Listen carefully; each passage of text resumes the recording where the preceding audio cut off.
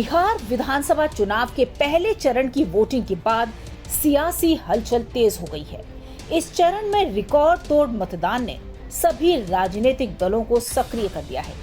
Voting के बाद अब हर पार्टी अपनी अपनी जीत के दावे कर रही है।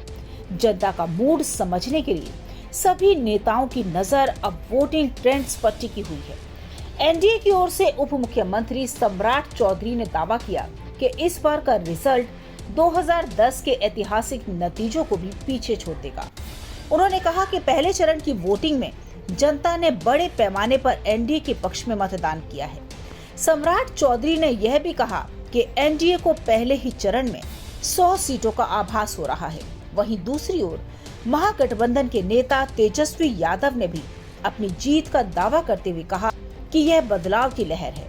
उन्होंने कहा कि बिहार की जनता अब विकास, रोजगार और शिक्षा के मुद्दे पर वोट कर रही है और इस बार परिणाम ऐतिहासिक होंगे। तेजस्वी ने कहा कि बदलाव पर मोहर लग चुकी है। दोनों ही पक्षों के इन बयानों से साफ है कि चुनावी जंग अब और भी तीखी होने जा रही है।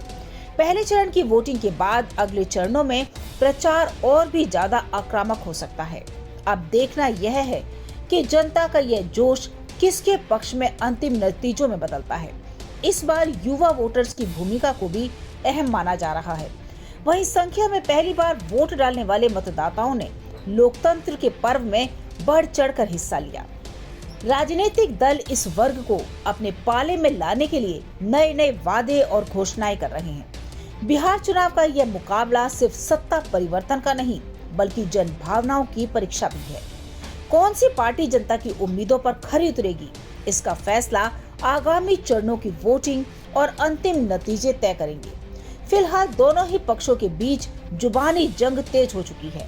तमाम बड़ी खबरों के लिए बने रहिए किन्नी टाइम्स के साथ। वीडियो को लाइक करें, चैनल को सब्सक्राइब करना